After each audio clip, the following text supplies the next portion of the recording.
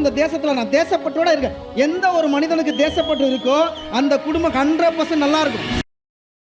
எனக்கு அந்த ஜெயின் பாட்டை போட்டனா தாயின் மணிக்கொடி சொல்லுது ஜெயின், தாயகம் கத்திட தன்னலம் போக்கிட சொல்லுது ஜெய். போட்டனா நான் இல்ல, நான் என் பையன் பொண்ணு எல்லாரும் அப்படி வரமுள்ள அத்தனை செல்லு எந்திரிச்சிடும். அந்த மாதிரி ஒரு வைப்ரேஷனான ஒரு சாங்.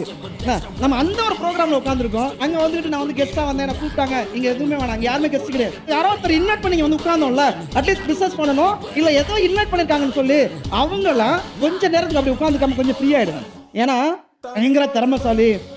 என்கிட்ட வந்து ஜீபுமாலாம் என்னால் காட்ட தெரியும், வல்லபாய் பட்டேல், சந்திரபோஸ், புரியுதா, இவங்க மாதிரி ரொம்ப அறிவுத்தரமால பேச தெரியும் அப்படிலாம் கிடையாது. எனக்கு தெரிஞ்ச உண்மையை நான் என்னெல்லாம் கஷ்டப்பட்டனோ, நான் எப்படி வளர்ந்தனோ அதை சொல்லி கொடுக்கும்போது அது உங்கள் காதில் விழுந்ததுன்னா கண்டிப்பாக சொல்கிறேன் 100% அது வேத வாக்கு.